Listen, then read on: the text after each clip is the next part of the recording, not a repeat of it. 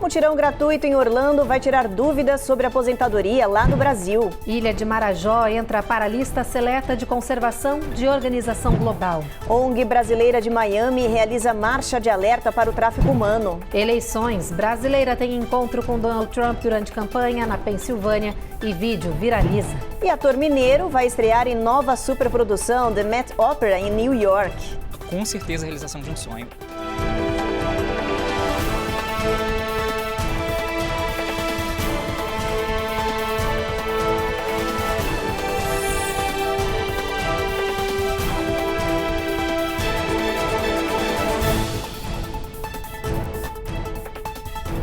Olá, muito boa noite. Boa noite. Cerca de 2 milhões de brasileiros estão vivendo aqui nos Estados Unidos e muitos pensam que, por causa disso, por morar fora do país de origem, não possuem direito à aposentadoria brasileira. E isso não é verdade. Por isso, uma ONG de advogados vai realizar um mutirão gratuito para tirar dúvidas, orientar e falar com os imigrantes sobre os direitos em relação à Previdência Social. A reportagem é da Carla Marinho. A falta de informação segura, a distância geográfica da terra natal e as constantes mudanças na lei de aposentadoria do Brasil fazem muita gente até esquecer que tem direito ao benefício. Não fiquei sabendo não. Nunca vi falar que aqui conseguiria não. E é uma coisa surpresa pra gente aqui, que tem muita gente que não sabe que pode isso não. Não sabia e quero saber de vocês se eu tenho esse direito. Mesmo morando atualmente no exterior, aqueles que no passado contribuíram com a Previdência Social podem se aposentar, no geral, por idade, tempo de contribuição ou ainda em casos especiais previstos em lei. Mas é preciso cumprir alguns requisitos.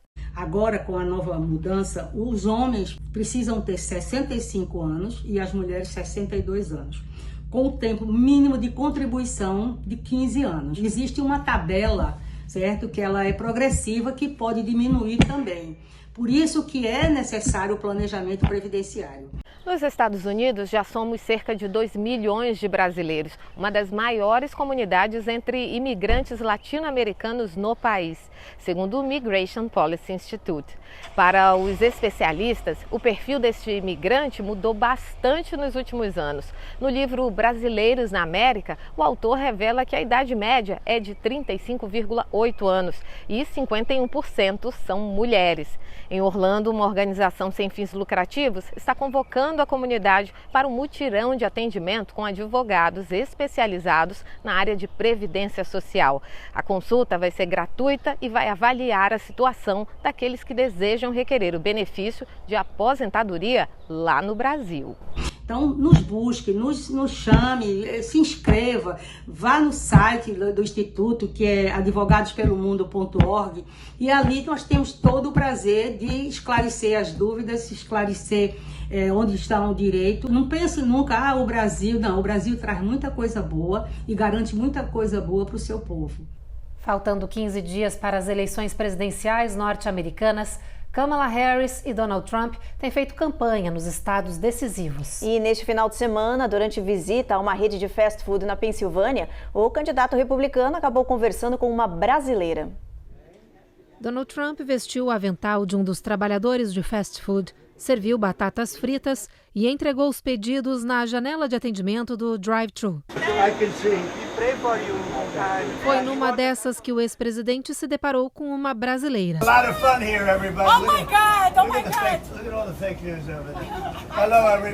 De dentro do carro, ela rasgou elogios ao republicano, agradeceu e pediu: por favor, senhor presidente, não deixe que esse país vire um Brasil. Mr. President, please don't let the United States become Brazil, my native Brazil.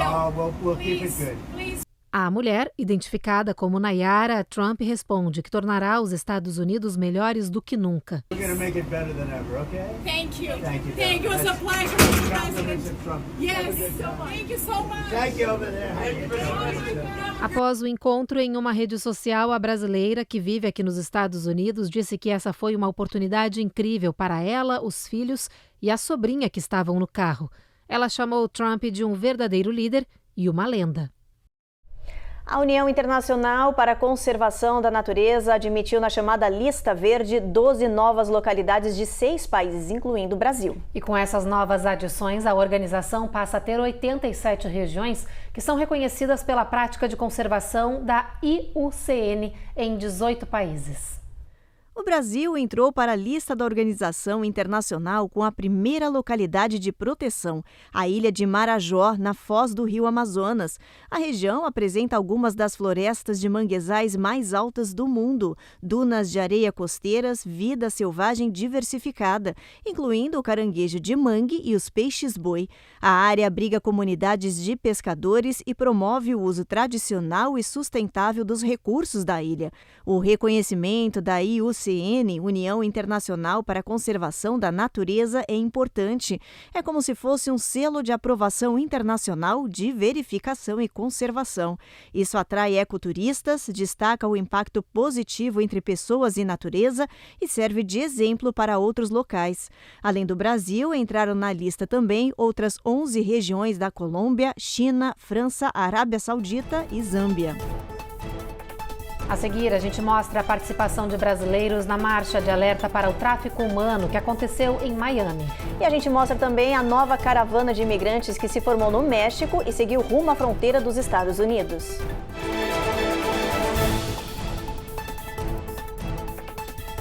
Américas no Ar. Oferecimento Rejab Ship. Melhore agora a sua qualidade de vida. Uninter, a melhor faculdade para brasileiros nos Estados Unidos. Acesse uninteraméricas.com e inscreva-se já. E você tá aí bem distraído no intervalo, né? Então, olha, aproveita esse sininho que tá aparecendo aí embaixo e ativa ele. Não esquece de se inscrever no nosso canal e sempre deixar aquele like. Uma curtida é sempre boa, tá?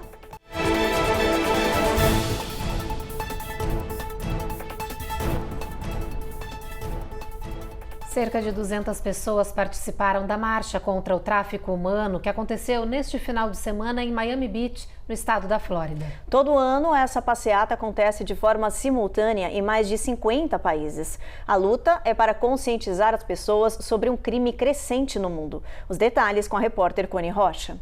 O encontro começou bem cedo, por volta das 10 da manhã. A caminhada teve início com quase 300 pessoas, entre elas muitos brasileiros. A cor preta foi usada como símbolo de sofrimento e luta contra o tráfego humano. Na marcha Walk for Freedom, criada pela ONG internacional A21, a multidão desfilou em silêncio pelas principais avenidas da cidade, chamando atenção para esse crime, que é crescente nos Estados Unidos e no mundo. A passeata de Miami Beach aconteceu de forma simultânea a outras 50 marchas em diferentes países. Todo ano, cerca de 50 milhões de pessoas são traficadas no mundo e 70% delas são mulheres e meninas. O tráfico humano é a exploração de pessoas em situação de vulnerabilidade em diferentes crimes, como exploração sexual ou laboral. A Walk for Freedom já tem data marcada para acontecer no ano que vem, dia 18 de outubro. A ONG está convocando a comunidade local para participar dessa conscientização coletiva e ampliar a luta contra esse crime. Nós vamos fazer esse evento ano que vem. Espero que possamos contar com a presença de vocês, colaborando como voluntário ou também simplesmente caminhando contra o crime do tráfico humano. Um grupo de 2.000 imigrantes se reuniu no sul do México, formando uma gigante caravana que segue rumo à fronteira sul dos Estados Unidos. Eles partiram de Tapachula ontem à noite e esperam chegar a um ponto de entrada da fronteira antes das eleições presidenciais norte-americanas. Ativistas que acompanham o grupo e dão suporte a ele nesse trajeto estimam que a maioria seja mexicana, mas há pessoas de quase toda a nacionalidade de países hispanos e latinos. O grupo espera atingir o ponto de fronteira e pedir asilo, mesmo sabendo que, diante das novas leis de imigração da administração Biden, isso somente é possível através do CBP One, o aplicativo que adianta os pedidos. Esta é a terceira maior caravana a se formar no México durante a administração da atual presidente Claudia Sheinbaum, que até agora não promoveu mudanças ou adaptações das políticas migratórias de seu antecessor, Manuel López Obrador. O ativista de imigração mexicano Luiz Garcia Villagrán estima que hoje cerca de 40 mil pessoas estejam em áreas do sul do país esperando para serem admitidas nos Estados Unidos após completarem pedido de asilo. No nosso giro de flagrantes de hoje, a gente mostra que um helicóptero se chocou contra uma torre de rádio no Texas. Uma passarela de um pier de barcos desabou na Geórgia. E tem também as imagens impressionantes da queda de um avião durante um show aéreo no Novo México. Toda a cena foi gravada. Nos 3 acidentes, há mortos e feridos. O show aéreo estava acontecendo no Aeroporto Internacional de Las Cruces, no Novo México, quando o piloto perdeu o controle da aeronave. O avião despencou em alta velocidade e se chocou contra o chão. Centenas de pessoas que estavam no local presenciaram o acidente. O piloto não conseguiu escapar e morreu na tragédia. A identidade dele não foi revelada e as autoridades abriram uma investigação. Em Houston, no Texas, um helicóptero se chocou contra uma torre de comunicação e explodiu. 4 pessoas morreram, incluindo uma criança. Testemunhas disseram que as luzes piscantes vermelhas de alerta de altura da torre não estavam funcionando. Isso pode ter impedido o piloto de enxergar a estrutura e provocado o grave acidente. As autoridades estão investigando o caso. Na ilha de Sapelo, na Geórgia, a passarela de um pier de balsa quebrou ao meio e desabou quando mais de 30 pessoas passeavam pelo local, a maioria idosos. 7 pessoas morreram e dezenas ficaram feridas. As autoridades disseram que a ilha estava cheia de turistas para um evento cultural anual que celebra a histórica comunidade negra local. A doca foi construída em 2021 e sofria inspeções rotineiras, sem nenhum registro de falhas estruturais. Inspetores, engenheiros e técnicos estão avaliando o que provocou o acidente. Ainda na Geórgia, pelo menos 6 pessoas foram baleadas e uma morreu num ataque armado na State University Albany. O tiroteio aconteceu durante um show no campus. Autoridades disseram que um rapaz de 19 anos que não era estudante morreu no local. A polícia cercou a área para análises. Eles estão pedindo a ajuda das pessoas e vídeos de câmera de segurança para entender o ataque e identificar o agressor que fugiu e ainda não foi preso. No Oriente Médio, Israel coordenou hoje bombardeios intensos na faixa de Gaza e no Líbano contra alvos terroristas do Hamas e do Hezbollah. Enquanto isso, Israel segue com os planos para revidar o ataque iraniano. Hoje, suspeitos de espionagem para o país dos ayatolás foram presos e o Matias Brotero tem as informações. A polícia prendeu hoje 7 israelenses suspeitos de espionagem para o Irã. Eles teriam colhido informações confidenciais de bases militares e infraestruturas de energia. O porta-voz de Segurança Nacional da Casa Branca disse hoje que o governo americano investiga se documentos que tratariam do plano israelense para contra-atacar o Irã foram vazados ou hackeados nos Estados Unidos. O secretário de Estado norte-americano viaja nesta segunda-feira ao Oriente Médio em uma nova tentativa do governo de Joe Biden para retomar as conversas em torno de um acordo que possibilite a libertação dos reféns. Em Beirute, um enviado do governo americano defendeu a implementação de uma resolução da ONU que delimita uma área que seria controlada pela Força Interna das Nações Unidas no Líbano e pelo exército libanês. Dessa forma, não haveria contato direto entre Israel e o Hezbollah. A medida foi adotada em 2006, mas não foi colocada em prática conforme era previsto. O secretário-geral da Liga Árabe, que representa os interesses dos 22 membros, afirmou que a prioridade do grupo é chegar a um cessar-fogo no Líbano. O chefe do Estado-Maior de Israel afirmou que as forças israelenses atingiram cerca de 30 alvos no Líbano de um sistema financeiro que recebe fundos do Irã e concede empréstimos para os terroristas do Hezbollah. Hoje, o porta-voz das Forças Armadas afirmou que Israel localizou um bunker do Hezbollah no subsolo de um hospital em Beirute. No local, haveria ouro e milhões de dólares escondidos. O exército disse que não vai atacar, mas pediu para que os civis deixem a região. Num ataque aéreo na capital da Síria, Damasco, foi morto o terrorista responsável por cuidar da parte financeira do Hezbollah. Matias Brotero, de Tel Aviv, para o Américas no Ar. Depois do intervalo, o estudo com brasileiros mostra que filmes de super-heróis podem ser bons para a sociedade. E o famoso game de lutas ganha personagem brasileira que tem a capoeira como arma.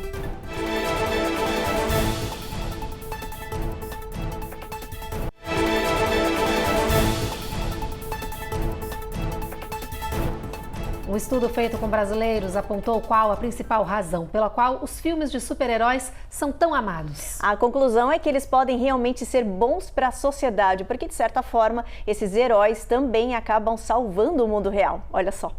O estudo publicado na revista científica Journal of Psychology descobriu que filmes de super-heróis podem promover comportamento pró-social, ou seja, ações que beneficiam outras pessoas ou a sociedade como um todo. Uau! Segundo os pesquisadores, apesar desses filmes serem tipicamente cheios de violência, acabam afetando os espectadores em termos de empatia e raciocínio moral. Para chegar a essas conclusões, o estudo envolveu 2 experimentos, cada um com 200 participantes brasileiros. Em um deles, por exemplo, 2 grupos foram formados, um chamado experimental e outro de controle. O grupo experimental assistiu a um clipe de pouco mais de 3 minutos de Batman vs Superman, A Origem da Justiça, de 2016, onde o super-herói resgata uma mulher capturada dos vilões armados. Enquanto isso, outro grupo, de controle, assistiu a um vídeo aleatório de formas coloridas, formando vários padrões. Depois, todos os participantes tiveram que concluir uma tarefa de comportamento pró-social, que envolvia a distribuição de pedaços de chocolates para futuros participantes. Assim foi possível avaliar o impacto dos vídeos assistidos na empatia gerada nos voluntários, que foi bem maior entre quem viu os super-heróis na tela. Quando a gente vê alguém fazendo bem, isso nos incentiva também a ser melhores. Por quê? Porque nós, seres humanos, aprendemos muito mais com o exemplo do que com as falas, né? Ou com o raciocínio, com o aprendizado, né? Basta você ver aí, você é filho ou você tem filhos, né? Você vai ver que muitas vezes a gente fala e a criança não te obedece, mas a hora que ela vê você fazendo, aí automaticamente ela começa a se colocar. E tem um outro ponto nessa história também, né, dos heróis, dos filmes e tudo mais, porque nós, seres humanos, gostamos também, né, da história do herói. Todos nós temos uma busca, né, pelo herói, por você ter um exemplo, ter alguém que você confia, ter alguém que te passa segurança, né, o exemplo também de coragem, né. Então, todos nós, na nossa vida, olhando pela psicologia, todos nós fazemos uma jornada de herói durante a nossa vida, porque a gente quer ser bem-sucedido, a gente quer chegar ao final, a gente procura a felicidade. Então, quando você vê esse tipo de narrativa na televisão, no filme, né, que tem ali um herói, que ele passou por vários processos, que ele precisou, né, também sair do lugar dele, ele precisou melhorar, ele precisou se transformar, e aí lá no final do filme ele tem o ápice, né, da felicidade, ou ele ganha dinheiro, ou ele é bem sucedido. Então tudo isso, essa narrativa nos cativa, nos prende. E já que a gente está falando de super-heróis, um dos games de luta mais populares do mundo ganhou uma personagem brasileira. A gente está falando de um jogo que já existe há 9 anos e a lutadora brasileira se chama Vivi. Ela usa capoeira como arma. Quer saber que game é esse? Olha só.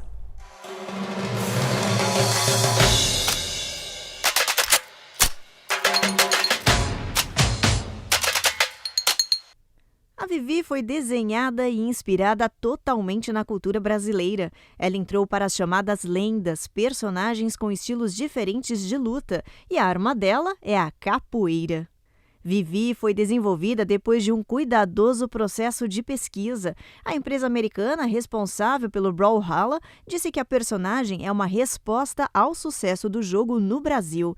Não é à toa que o atual campeão e vice-campeão das disputas do game são brasileiros, Yus e Kina.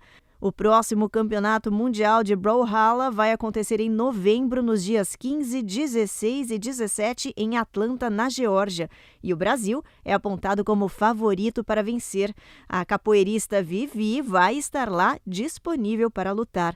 O Brawlhalla é um jogo gratuito que pode ser baixado no celular e em vários videogames. Permite jogar sozinho ou com pessoas de todo o mundo. É considerado um jogo simples, mas de alta competitividade e que arrasta multidões no mundo. E personagens de videogames e histórias em quadrinhos lotaram a cidade de Nova York nesse último final de semana. É que rolou até ontem na cidade a Comic Con 2024, o maior evento geek do país. E como já é tradição, os cosplayers arrasaram na produção, mostrando todo o seu talento na confecção de peças para homenagear os ídolos. O evento rolou no Javits Center, que faz da Big Apple o centro do universo das histórias de games e quadrinhos. Olha, foram 4 dias de palestras, shows, exibição de arte e muitos estandes diferentes. A edição, segundo os organizadores, teve lotação máxima e os fãs disseram que estão adorando ver o quanto o mundo geek tem crescido nos últimos anos. Nessa edição de Nova York, diversos artistas passaram pelo palco principal, como as estrelas da Marvel, Elizabeth Olsen, Paul Bettany e o ator do Senhor dos Anéis, Orlando Bloom. No próximo bloco, cheias no Novo México que mataram ao menos 2 pessoas. E tem reportagem com um artista brasileiro que acaba de ser contratado pela Ópera de Nova York.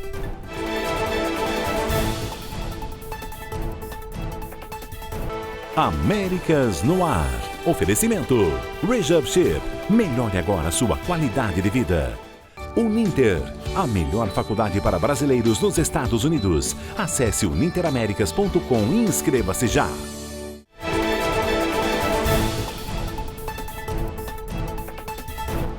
Pelo menos 2 pessoas morreram e centenas foram resgatadas em Roswell, no estado do Novo México, depois que chuvas extremas durante a última noite causaram inundações severas. A força da água causou cheias varrendo tudo pela cidade e deixando motoristas presos nos carros.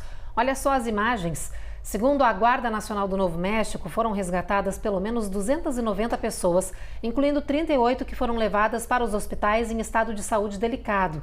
Segundo as autoridades, as taxas de precipitação atingiram cerca de 2 polegadas por hora em toda a região. Já na Califórnia, em regiões como o Sul e a Bahia Norte do estado, os incêndios florestais voltaram a ganhar força, colocando os bombeiros em alerta máximo. Um aviso de bandeira vermelha está em vigor porque o tempo quente e seco com rajadas de ventos fortes está elevando os riscos na área. Segundo o Call Fire, existem 7 incêndios florestais ativos no estado californiano.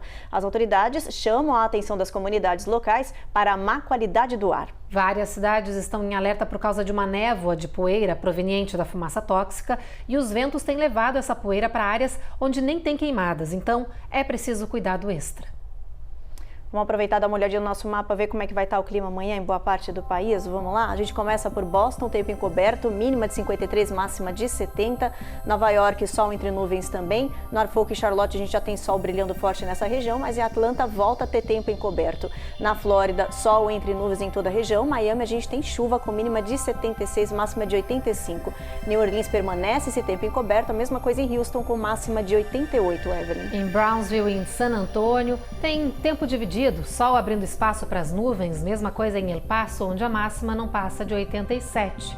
Já em Albuquerque, bastante sol na previsão, máxima de 73, mínima de 47. Mesma situação em Phoenix, mas por lá um pouco mais quente, a máxima atinge 95. Em Los Angeles, previsão de bastante sol, assim como toda a faixa até São Francisco, no norte do estado da Califórnia, por lá a mínima de 49, máxima de 66. Agora olha só essa notícia que vai encher a nossa comunidade aqui nos Estados Unidos de orgulho. Vai ter brasileiro no palco do The Metropolitan Opera em Nova York. E a repórter Carolina Camargo foi conversar com o ator Douglas Toledo, que vem traçando uma trajetória de sucesso nos palcos norte-americanos e agora se prepara para estrear uma superprodução na Big Apple. Passar por essa porta nunca mais será igual para Douglas Toledo. O brasileiro foi um dos escolhidos para fazer parte do elenco de Aida, superprodução do Metropolitan, considerada a mais importante casa de ópera do mundo. Eu lembro do dia quando eu recebi o e-mail, porque eles mandam por e-mail, né? E é um e-mail do Matt falando, a gente está te oferecendo esse papel nesse trabalho. Isso para mim, eu lembro desse momento de ler nesse e-mail que eu dei um pulo, assim, foi um momento muito especial para mim, e porque a gente quer ser aprovado, mas você nunca espera, né? Um trabalho num lugar tão grande como esse, é com certeza a realização de um sonho. E os trabalhos lá dentro da Ópera do Metropolitan começam em poucos dias. Serão 2 meses de ensaios intensos, de um sonho que aos poucos já está ganhando forma. Me chamaram para a primeira reunião e para fazer o fitting, que é essa medida para fazer figurino. Então eles tiraram as minhas medidas, que foi uma coisa simples, parece simples, né? Mas estar lá dentro, entrar no backstage com alguém me apresentando, falando, ó, esse aqui são os camarins, aqui estão os figurinos, essa aqui é a equipe de figurino que vai tirar sua medida. Tudo isso para mim foi tão mágico, assim, que eu fiquei muito emocionado de estar lá. O Met Opera é um dos espaços de arte mais importantes do mundo e também um dos maiores, com capacidade para quase 4.000 pessoas. Uma plateia que recebe gente de todo o canto do planeta e que em breve vai poder conhecer um pouco desse talento brasileiro. Hora do jantar! Vir para cá e poder representar o meu país num lugar que tem gente do mundo inteiro e tá dentro de um trabalho como esse tem um simbolismo muito grande para mim. Então isso me ajuda, me dá força para continuar, porque como ator a nossa vida é sempre, não é linear, né? Então é sempre um desafio. Mas de palco, o Douglas entende bem. O ator fez parte do elenco de diversas peças da Broadway que foram para o Brasil, como Os Miseráveis, Mudança de Hábito e O Fantasma da Ópera. Douglas é formado em música e canto lírico pela Universidade Federal de São João del Rei. E foi em 2019 que esse mineiro resolveu se mudar para Nova York e conquistar novos palcos. Sabe, independente do quanto você é bom ou do quanto você já estudou, quando você chega num país diferente, sempre vai haver mesmo que não seja explícito, vai haver um olhar de você precisa provar um pouco mais. Então isso acaba que você pode encarar isso como uma coisa negativa e se sentir menos, ou você pode encarar isso como um desafio. Ah é? Vamos lá. Vamos fazer, vamos estudar mais, vamos provar mais, vamos levar o nome do nosso país, vamos levar o que eu aprendi lá e vou trazer para cá. Porque, na verdade, é um país de imigrantes também, né? E é com essa bagagem que o Douglas está pronto para estrear em Aida, uma ópera cantada em italiano. A obra de Giuseppe Verdi é o segundo espetáculo mais executado nos 140 anos de história do Metropolitan, que tem uma verba de produção anual de 255 milhões de dólares. Os maiores cantores do mundo, assim, de ópera já passaram por aqui. Então o fato de pisar nesse palco, para mim é uma coisa que já me arrepia de falar. Eu já me sinto assim super privilegiado, feliz e emocionado de estar aqui. A estreia do espetáculo será em uma data especial, 31 de dezembro. A produção fica em cartaz até maio de 2025. Então vai ser uma apresentação no dia de Ano Novo, às 6h30 da tarde, ou seja, pertinho da virada do ano. Então eu já estou imaginando o quão especial vai ser isso. Nossa, sensacional essa matéria. Atenção, hein, comunidade, fica atenta. Vamos prestigiar o nosso ator brasileiro aí. Que talento, né? Ele é talentosíssimo, super carismático. Tenho certeza que vai ser mais um sucesso na longa lista da carreira dele. Douglas é um amor. Beijo. Bom, o Jornal Américas no Ar então termina com essa reportagem maravilhosa. A gente segue aqui na nossa programação. Tá chegando o Rico e Lázaro e amanhã tem mais Jornal Américas no Ar. Eu e Ruth, claro, estaremos aqui te esperando. Até lá. Até.